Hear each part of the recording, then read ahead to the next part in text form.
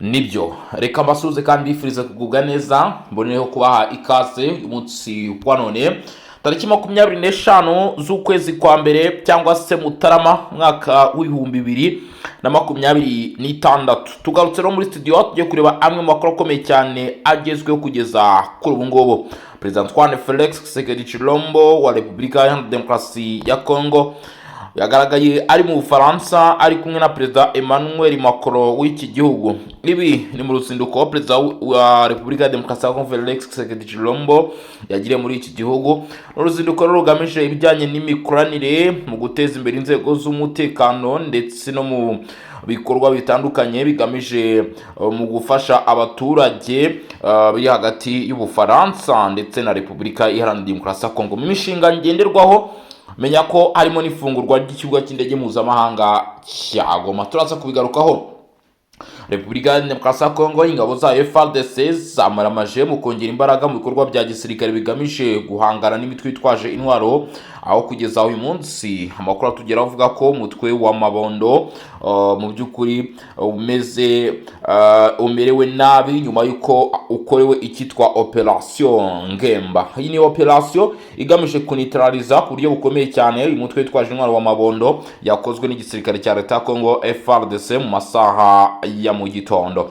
Turaza kubigarukaho. Sibyo byonyine gusa tugufite ko muri amakuru ndaza kubwira ko kugeza kuri ubu ngubu ishusho igaragara mu mujyi wa Uvira igaragara neza rwose ko ibintu byongeye kugenda bisubira ku murongo bikorwa by'ubucuruzi. Ariko kandi ingabo za leta ya Congo FARDC ntabwo zigeze zicika intege, ahubwo baragaragaza ko bagikomeje ibikorwa byo gucunga umutekano muri uyu mujyi kuko batizeye neza ko inyeshyamba za 23 zaba zaravuye burundu muri uyu mujyi. Turagaruka ku byavuzwe na William Amuri Yakutumba, umuyobozi wa Zarendo mu bicano bya Kivu y'Amajyepfo, agaruka ku bijyanye na Minembwe ndetse unyemerere tuze kubigarukaho. Ariko kandi yanavuze ku kijyanye no kuba mu by'ukuri imitwe itwaje intwaro by'umwihariko iyo mu ngabo z'amahanga igomba kuba yakwamburwa intwaro. Ibyo turaza kubigarukaho. Turanyarukira ku makuru ari kuvugwa muri Warikare hagati ya FARDC ndetse na 23. Turareba ibiri kuvugwa Mpeti ndetse na Minjenje. Unyemere nabyo tuze kugenda tubigarukaho. Tugufite n'andi makuru agiye atandukanye agaruka ku bijyanye n'iki kibazo kiri kuvugwa mu burasirazuba bwa Repubulika ya Demokarasi ya Congo. 23 hari ibice byagaragaye yuko bari kongera ingabo mu mujyi wa Bukavu kugeza kuri ubu ngubu. Biravuga ko urimo uragenda usatirwa bigaragara n'igisirikare cya leta ya Congo FARDC. 23 yashyize hanze ubutumwa bukomeye cyane, nabyo turaza kubigarukaho. Ni mu gihe Kamanyura yashyizwe ku rutonde rw'ibice igisirikare cya leta ya Congo kigomba kwambura kandi kikirukanamo burundu abarwanyi b'umutwe witwaje intwaro wa 23. Abagera ku 500 bahunze imirwano yabereye muri Kivu y'Amajyepfo. Bivuga ko nyuma y'uko umutekano ugarutse hari gahunda y'uko vuba bidatinze bashaka kuba bagaruka hano ku butaka bw'uburasirazuba bwa Repubulika ya Demokarasi ya Congo. Amakuru se koko yaba ari ukuri cyangwa barimo abahungiye imbere mu gihugu, abahungiye hanze y'igihugu? Ayo makuru yose rero tukaba tuza kugenda tuyagarukaho gatanu kuri gatanu. Human Rights Watch raporo iherutse gusohorwa yayo yamaganwe na Repubulika ya Demokarasi ya Congo ku bijyanye n'ibikorwa by'ihohoterwa byabereye muri iki gihugu. Turaza nabyo kubigarukaho. Unyemerere aya makuru yose ntituze gusimbuka n'ingingo n'imwe kabisa utayikurikiranye, kuko aya makuru yose ni ingenzi cyane kandi mu by'ukuri afite agaciro gakomeye cyane, by'umwihariko ku mutekano ndetse naho akarere karimo kagana. Dore ko byakomeje kugenda bigaragara ko iyi mirwano irimo iba urugamba rukomeje kugenda rutegurwa no mu karere ka Afurika y'ibiyaga bigari, rurimo ruragenda rusatira ku kuba bishobora kwimukira mu karere kose. Bishobora kwimukira mu karere kose, ugasanga ibihugu birimo u Rwanda, u Burundi, Uganda, iyi Repubulika ya Demokarasi ya Congo yongera ngo ni ibisanzwe. Mu by'ukuri bikagaragara ko iyi ntambara ishobora kuba yagera muri ibyo bihugu. Kubw'izo mpamvu rero hagenda hafatwa ingamba zigiye zikomakomeye mu guhagarika urwo rugendo rw'iyo ntambara ishobora gukwirakwira hano mu karere ka Afurika y'ibiyaga bigari, hifashishwa ingamba zikomeye cyane, harimo ibiganiro bya diplomasi, harimo kandi nanone mu by'ukuri n'ibindi bigiye bitandukanye bishobora kuba byakwifashishwa mu guhangana n'iki kibazo kitoroheye aka karere kacu ka Afurika y'uburasirazuba. Birakorwa bite?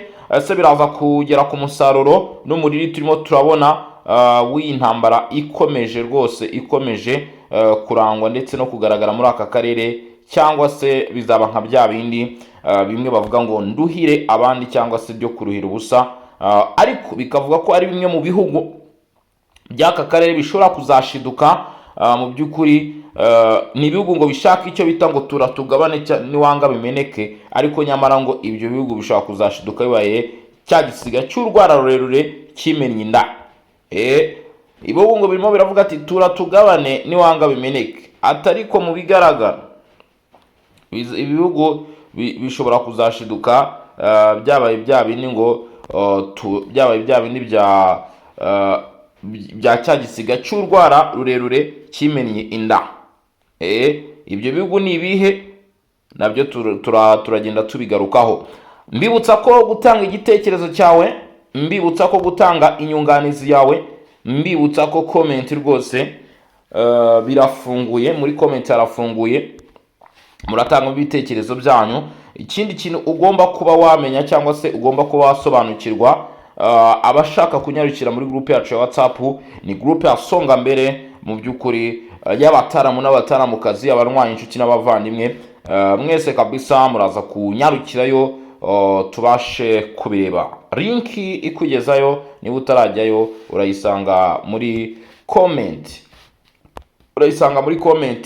Ikindi kintu nanone, kanda like niba waramaze gukanda subscribe, cyangwa se n'udukurikiranye, kanda like, hanyuma dukomeze rero n'aya makuru twirebera uko ibintu biba byifashe. Reka mpere kuri iyi nkuru ikomeye cyane, twimatatura twanzika tudondosha tudatinze mu magambo, cyangwa se tutizimbye mu magambo kabisa, dore ko mu bigaragara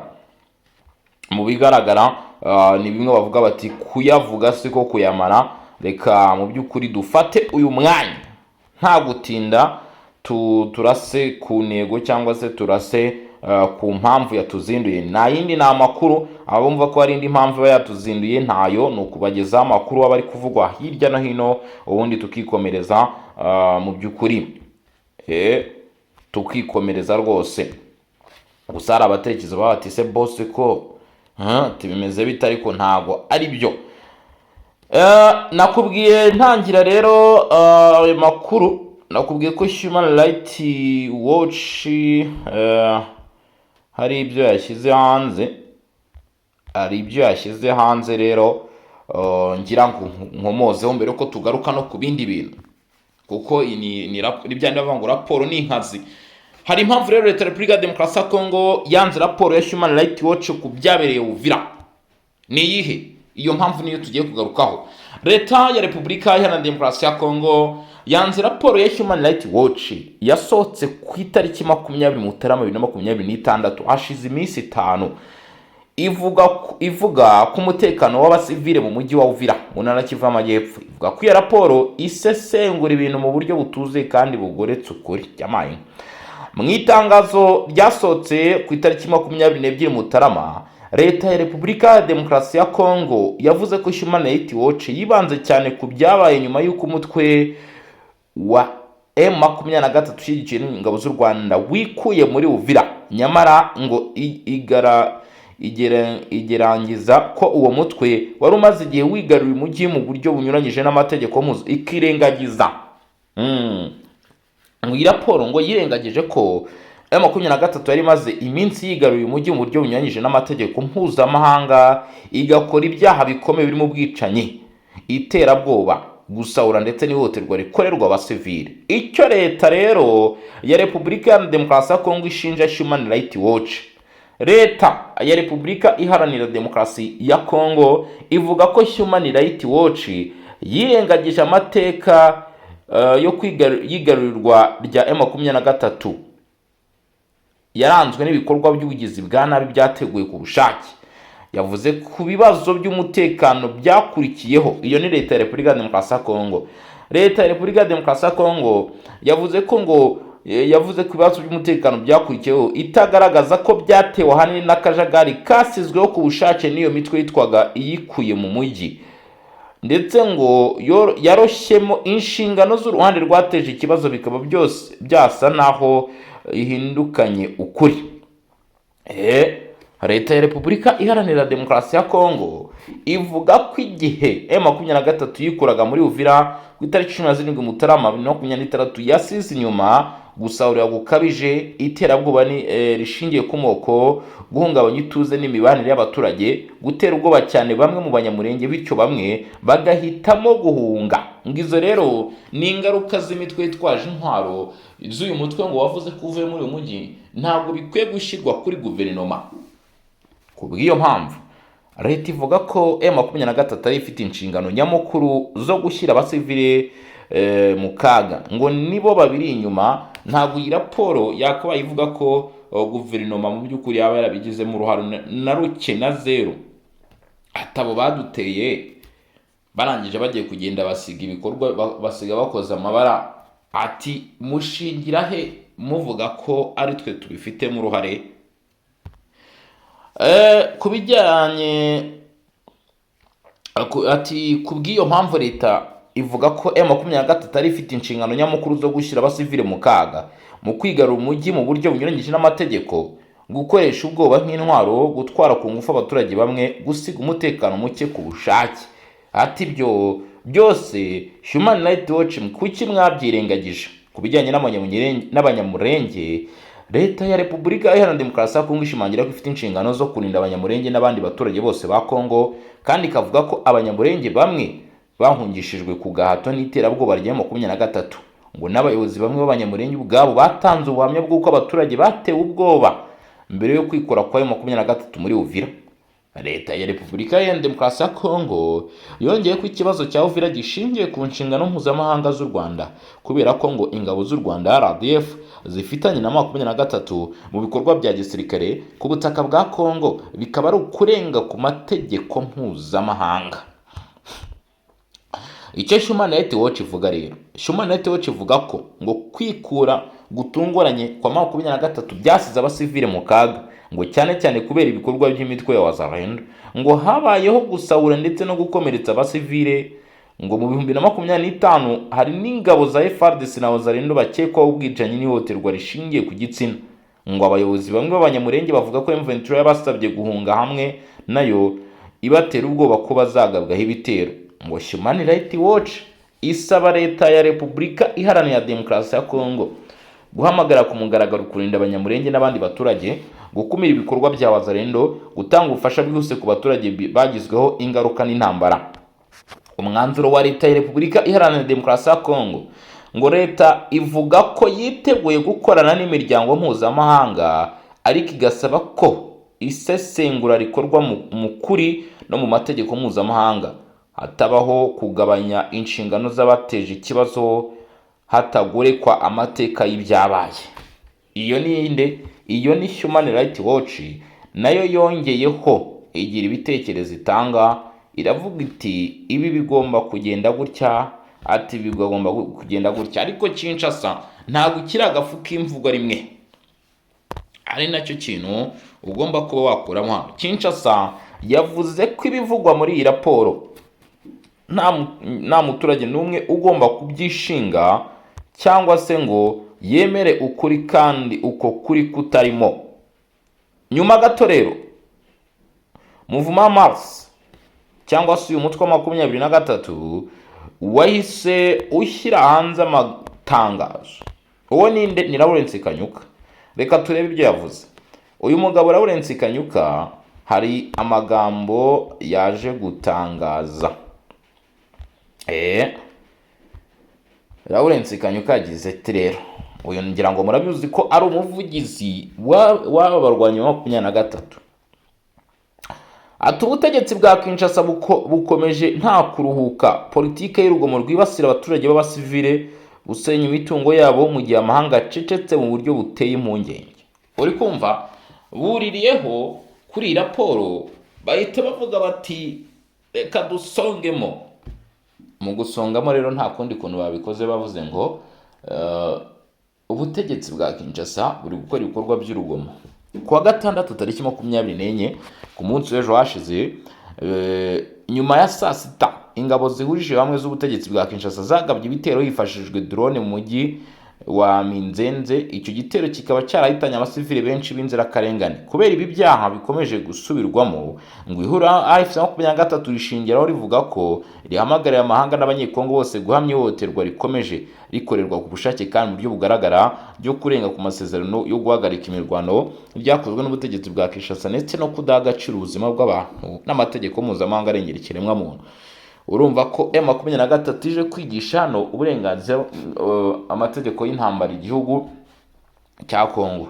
Ibyo nibyo Lawrence Kanyuka yegereye mikoro, afata ikaramu ajya ku rukuta rwa X arandika aravuga ati hari ibitari gukorwa neza, ati twe tubona ko byakorwa gutya. Ese nawe koko ubutumwa bwa Lawrence Kanyuka ukimara kubwumva niki warenzaho? Niki warenzaho se cyangwa wakongeraho? Uraza kutubwira muri komenti, cyangwa se muraza kutubwira muri komenti mwese rwose, dore ko urubuga rwafunguye. Lawrence Kanyuka rero we mu by'ukuri bigaragara ko yasomye iyi raporo arangije ahita yubikira leta avuga ati iyi raporo niba hari ibikorwa yibeshye ikavuga ko byaba bifitwemo uruhare n'ingabo za Kongo akiringagiza ko aribo babikoze. Ati reka natwe duhite dusaba amahanga n'isi yose ati mutabarane ingoga. Ariko Kinshasa yaje isora itangazo irabisobanura avuga iti ibyo bikorwa mwavuze ntabwo ari twe twabiteye, kuko ababiteye nabagabye igitero, ababiteye nabagiye gusohoka mu mijyi nk'iyi ngiyi barangije basiga bakoza amabara. Ati rero nihagira ukomeza kubitubaraho, ati twe dufite gahunda ihamye yo kuyobora igihugu neza. Ubwo n'ubutegetsi bwa Kinshasa ntabwo uyu munsi rega intambara ikiri kuvuga ngo ni ukurwana byonyine gusa. Iyi ni intambara yamaze kujya no mu bitekerezo. Murabona ko mu buryo bw'ibitekerezo cyangwa se bwa politike Uvira yagize iki, yahise yamburwa izi nyeshyamba za M23 kandi bayifashe ku mirwano ariko bayivamo mu buryo bwa politike. Ibyo bigaragaza ko uyu munsi urwego rwa politike kuri intambara ari ikintu kigomba kwitonderwa ndetse no kugenda gake. Ari nayo mpamvu uyu munsi Bosco mba ndi hano kugira ngo mubyumve. Reka turebe rero n'andi makuru. Ubwo turacyari no kuri Uvira. FARDC irashinja ingabo z'u Rwanda n'inyeshyamba za M23 gukoresha amayeri mabi nyuma yo kuva Uvira. Ibi ni ibiki mwuka byaramwe? Mu itangazo ryashyizwe ahagaragara kuwa gatanu tariki 23 Mutarama nibwo ingabo z'igihugu cya Repubulika Iharanira Demokarasi ya Kongo FARDC zamenyesheje abaturage n'umuryango mpuzamahanga ko zibonye amayeri mabi zivuga ko yakozwe n'ingabo z'u Rwanda n'abambari bazo bo mu ihuriro ry'inyeshyamba za M23 agamije gukomeza guteza umutekano muke n'akavuyo mu burasirazuba bwa Kongo. Izi ngabo z'u Rwanda zivugwa muri iyi raporo ngo ko zishyigikiye umutwe wa 23 cyangwa se muri bisa n'itangazo. FARDC ivuga ko ngo ayo mayeri yagaragaye nyuma y'uko izo ngabo n'inyeshyamba zivuye mu mujyi wa Uvira mu ntara y'Kivu y'Amajyepfo nk'uko byatangajwe muri iryo tangazo mbere yo kuva muri uwo mujyi. Ngo izi ngabo z'u Rwanda n'inyeshyamba za 23 ngo bakoze ibikorwa byo gusahura ku buryo bukabije, ngo basiga umujyi udafite umutekano wibasiwe n'amatsinda y'abasahura yateguwe neza. FARDC zivuga ko ibyo bikorwa byibasiye cyane cyane ibikorwa remezo bya leta n'ibyabikorera ku giti cyabo birimo n'ibikoresho byari bigenewe gusahura imihanda hamwe n'imodoka za leta.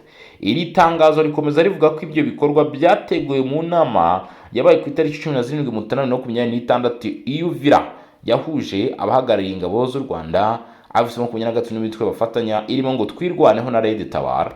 Ku rundi ruhande FARDC bahakanye ibirego bivuga ko ari abasirikare babo bakoze ihohotera ku baturage bo mu moko amwe n'amwe bavuga ko ayo makuru ari ibinyoma bigamije kuyobya rubanda, byateguwe ngo n'uruhande rw'u Rwanda, ngo zisobanura ko zashyizeho ingamba zo kubarindira umutekano, kurinda umutekano w'abaturage bose nta vangura harimo abanyamurenge. Bavuga ko banze gukoreshwa n'ibikoresho by'imitwe yitwaje intwaro. Ngo ibi bihura n'amategeko y'umuyobozi w'umujyi wa Uvira wemeye ko ikibazo cy'umutekano cyari gikomeye, avuga ko hari abantu biyitaga FARDC cyangwa abazalendo batari bo bakoraga ibikorwa byo gutoteza abaturage. Anongeraho ko abo bantu bamaze gusobanukirwa amakosa bakoze kandi ko bagomba guhinduka. Meya wa Uvira yashimangiye ko ibibazo byose byabaye bidakwiye gushyirwa ku ngabo za leta kuko zikora zubahiriza uburenganzira bwa muntu ndetse no kurinda abasivili. Mu itangazo ryazo FARDC bongeye kwemeza ko batazihanganira na gato igikorwa icyo ari cyo cyose cya jenoside gitegurwa cyangwa gikorerwa ku butaka bwa Kongo, kandi basobanuye icyemezo cyabo cyo kudakuka cyo kurengera ubusugire bw'igihugu no kurinda abaturage n'imitungo yabo, ngo niyo byabasaba kwitanga by'ikirenga. Ati ubuzima tuzaba twiteguye kubutanga ariko igihugu cyacu kibone amahoro. Ati igihugu cyacu kibona amahoro. Uyu munsi ibikorwa nakwita ibyo kurenga ku mahame ndetse n'uburenganzira bw'ikiremwa muntu birakomeje kugenda bivugwaho cyane, bigarukaho cyane. Ngira ngo noneho twatangira tukerekeza no muri Kivu y'Amajyaruguru, tukiva hano muri Uvira. Mbere ko dukomoza ku bindi, reka tubanze twerekeze muri Kivu y'Amajyaruguru turebe uko ibi bintu bihagaze cyangwa se uko bimeze, dore ko amakuru yo nakubwije ukuri nti aya makuru yo ni menshi kandi tugomba kuba mu by'ukuri twayarebera hamwe tukareba uko byifashe muri izi zone zigiye zitandukanye. Nkwibutsa ko ku bantu mukomeje kudukurikirana, munyarukira kuri Barore TV, munyarukira andika @Barore TV 1 TV rimwe cyangwa se TV 1 @Barore TV rimwe, uraza guhita utubona. Ubundi nta kindi kintu ugomba gukurikizaho, nta kindi kintu ugomba guhita ukora, nuko ugomba guhita ukanda subscribe. Ugomba guhita ukanda subscribe. Rero wamara kubikora ukaza ukambwira uti boss ko namaze kubikora, tinamaze kubikora kabisa. Bityo uraza muri comment hano muri Region Info utubwire uti yamara twabikoze, nanjye ariko ngenda mbagezaho amakuru. Rero nimba turadondosha kandi amakuru yuje ukuri, ntabwo ari amakuru y'ibinyoma ndetse n'amakuru mu by'ukuri ni igihatse iyi ntambara. Nibyo turagaruka kuri update ndetse tugaruke no kubihatse iyi ntambara. Mu kanya mbabwira ijambo uwo bita Amuri William Yakutumba yavuze hara muri Kivu y'Amajyepfo kabisa. Tukiva hano muri Walikare tugiye kureba uko byifashe, ndahita nsubira epfo muri Kivu y'Amajyepfo hanyuma mpite nkubwira. Ariko mbere gato ndabanza nkubwiye n'ibindi kuri Mpete ndetse na Minjenje. Ahubwo reka banze nkubwire rero ibyo aya makuru nayo atoroshye ari guturuka Walikare nk'abantu mwe. Amakuru aravuga ko Walikare hari kugaragara kwimuka ndetse no kugaruka icyarimwe hafi ya Pinga. Ikibazo cy'ubutabazi gikomeje kuba kibi. Ni muri Pinga muri Walikare umunara Kivu y'Amajyaruguru ngo hagaragara ikibazo gikomeye cyane cy'ubutabazi giterwa n'abantu benshi bava mu byabo n'abandi bagarukamo icyarimwe mu gihe umutekano ugikomeje kuba muke. Mayinga yanjye, nk'uko amakuru aturuka mu mashyirahamwe atanga ubutabazi bivuga, ngo abantu barenga 30,000 bamaze gusubira mu bice bimwe byo muri ako gace. Gusa ayo magaruka ari gukorwa mu bihe bitoroshye cyane kuko abagarutse badafite ububasha buhagije kandi nta byemezo bifatika by'umutekano bihari. Muri icyo gihe kandi hari abandi baturage bagikomeza kwimuka bituma bigorana kumenya umubare nyawo w'imiryango yavuye mu byabo, cyane cyane ko ibikorwa byo kubarura no kubamenya bitaratangira. Iyi myimukire y'abaturage ifitanye isano itaziguye n'imirwano iheruka kuba hagati y'inyeshyamba za FCM23 n'ingabo za leta mu duce twa Barinda ndetse n'aho bita Banakindi mu itsinda rya Kisimba. ngo iyi mirwano yatumye abaturage utugari twinshi bahunga, cyane cyane abo mu midugudu ya Nkombi, Iteya, mu Nsanga ndetse n'aho bita Buma. ubu hafi ya yose isigaye nta baturage ifite. ngo abaturage benshi bahungiye mu mashyamba, mu gihe abandi berekeje mu mujyi wa Pinga ufatwa nk'ahantu hizewe ugereranyije n'utundi duce. imihanda ya Rusumambo, Pinga ndetse na Pinga Mutongo niyo irimo kugendwamo cyane n'abaturage bimuka, bikaba byaratumye ahantu ha Pinga na Mutongo habonekamo ubucucike bukabije bw'abantu. nubwo hari abagaruka mu byabo, inzego z'ubutabazi zivuga ko aya magaruka adashobora kuramba. imiryango myinshi iragaruka idafite inkunga iyo ari yo yose, idafite aho kuba heza, kandi iri mu bidukikije bikigaragaramo ibikorwa by'intambara n'ubugizi bwa nabi. ikindi kandi ngo kugera ku baturage ngo bahabwe ubutabazi ntibihora byoroshye, rimwe na rimwe bikaba bigoranye, bigatuma bigora kumenya neza ibyo bakeneye no gushyiraho ibisubizo bikwiye. amakuru menshi atangwa n'abari ku butaka ntaragenzurwa neza kuko ashingiye gusa ku isuzuma ry'ibanze nk'uko inzego z'ubutabazi bivuga. imibereho y'abimuwe n'abagarutse irahangayikishije cyane. abaturage babuze ibiribwa, amazi meza, serivisi z'ubuvuzi, aho kuba n'uburyo bwo kwibeshaho. hari impungenge zikomeye z'uko hazabaho icyuho gikabije mu nzego zitandukanye zirimo umutekano, ibiribwa, kurinda abasivile, amazi n'isuku, amacumbi n'ibikoresho by'ibanze mu ngo. ubucucike mu bice byakiriwemo abimuwe, igihe kinini abaturage bamara mu mashyamba ndetse no kubura serivisi z'ibanze bishyira cyane cyane abagore, abana n'abageze mu zabukuru mu byago byo kugirirwa nabi, kwandura indwara ndetse no kubura indyo ihagije. kubera imyimukire y'abantu ihindagurika kandi rikomeje, inzego zishinzwe ubutabazi zatanze ibyifuzo byihutirwa birimo kohereza vuba itsinda rishinzwe gusuzuma ibikenewe mu nzego zitandukanye rifatanyije n'amatsinda yihariye, kongera imikoranire hagati y'izo nzego mu bice byibasiwe n'imyimukire n'igaruka icyarimwe, gushyira imbere uturere twa Masisi, Rucuru na Rubero natwo duhura n'ibibazo nk'ibi, gukurikirana by'umwihariko abagarutse mu byabo, cyane cyane mu bijyanye no kubarinda, kubafasha kongera kwibeshaho ndetse no kongera ubumwe bw'abaturage, ndetse no gushyiraho ibisubizo byoroshye bishobora kwihindura bitewe n'uko abaturage bakomeza kwimuka.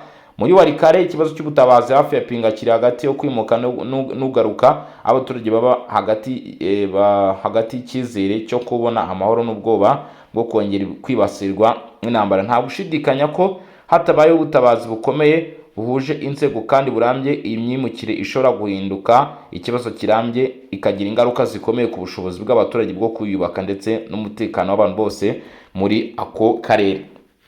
ibi rero bigaragazwa nk'ibishobora kuba ikibazo. reka mu by'ukuri nkubwire ko aha Warikare hari n'andi makuru akomeye yaje guturuka cyangwa se yaje kuba amenyekana kuri iyi tariki ya 25. kuri iyi tariki ya 25 biragaragara ko Warikare nyine naho ibisigazwa by'imirwano bigira ingaruka. ni mu gihe kandi nanone imirwano iba igikomeje. nk'ubu ngubu hari ikibazo nyine cy'abaturage bari gusubira mu byabo, ariko ugasanga hari abasubiyeyo bahunga kuko hari amahoro, bari barahunze kuko hari amahoro, ndetse kandi ugasanga hari n'abahaje bahunze ariko hadasanzwe ariho bari babarizwaga. urumva ko ibyo byose ngo bikaba ihurizo no kwibaza uko mu by'ukuri bizabasha gushyirwa ku murongo, ariko ubutegetsi bukavuga ko hakenewe ubufasha kuri aba baturage, bikaba ingorabahizi kuko n'inzira ubufasha bucamo nazo ziba zirimo ibibazo bigiye bitandukanye. ni nayo mpamvu tugiye gukomeza n'aya makuru akubwira uko situation ihagaze hano n'ubundi muri Warikare, amwe mu makuru ari guturuka kugeza kuri uyu munsi. yes, kamubwire ko rero kuri ubu ngubu amakuru aturuka Warikare, aho bita Mpeti na Minjenje, ngo ibirindo bikomeye bya FCM23 byagabwe ibitero byo mu kirere na FARDC. ingabo z'igihugu cya Repubulika ya Demokarasi ya Kongo FARDC zikomeje kongera igitutu ku nyeshyamba za FCM23 Warikare ni mu ntara y'Kivu y'Amajyaruguru, zikoresheje ibitero byo mu kirere bigamije kumenya ndetse no gusanya ibirindo by'izi nyeshyamba. mu ijoro ryo kuwa gatandatu tariki 24 Mutarama, indege nto idafite umupilote ya drone y'ingabo za leta ya Kongo FARDC ngo yagabye ibitero by'ibisasu bikomeye ku birindiro by'inyeshyamba za M23 berereye Imeti na Minjenje mu gace ka Banakindi mu itsinda rya Kisimba muri Walikale. Ngo ibice byombi bifatwa nk'ibirindiro bikomeye by'umutwe mu nkengero z'umujyi wa Pinga, ahari agaciro gakomeye cyane. Amakuru aturuka mu baturage avuga ko drone yabanje kugaragara mu kirere cya Banakindi ahagana saa 12 z'umugoroba mbere yo guhita ita ibisasu byinshi ku birindiro by'inyeshyamba. Mpeti iri ku ntera ya kilometero 18 uvuye aho bita Pinga, ngo yari icumbikiye ikigo gikomeye cy'ibikoresho n'ibiribwa bya M23. Umunyamabanga nshingwabikorwa w'itsinda rya Kisimba Lavi Changwi wa groupement ya Kisimba yemeje ayo makuru avuga ko ibyo bisasu byateye ubwoba bwinshi mu baturage kubera ubukana bwabyo. Yagize ati abaturage batangajwe cyane n'urusaku rukomeye rw'ibisasu, benshi bagumye mu ngo zabo batinya ko imirwano yakwaguka cyangwa hakabaho kwihorera. Kugeza umubare w'abapfuye n'ibyangiritse ntibiramenyekana ku mugaragaro, ariko amakuru aturuka muri ako gace avuga ko ibintu byinshi by'inyeshyamba byasenywe, hakaba n'abantu benshi bapfa hamwe n'ibyangiritse bikomeye ku bikoresho.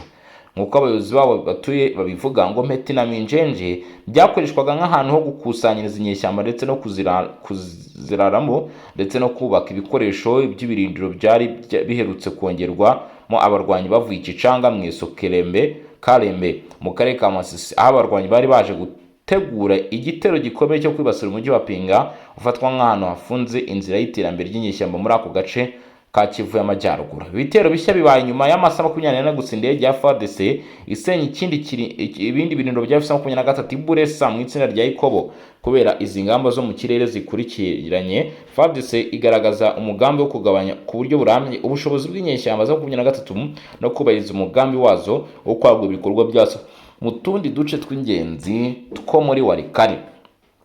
FARDC, igisirikare cya leta ya Kongo, kigaragaza ukutadohoka mu bikorwa byose bishoboka ndetse no kurushaho gushimangira imbaraga zose zigamije kurwana ndetse no guhangana n'ikibazo kiri kugaragara muri utu duce. Ibi rero ngo bishobora no gukoreshwa no mu yindi myanya ikomeje kugaragaramo abarwanyi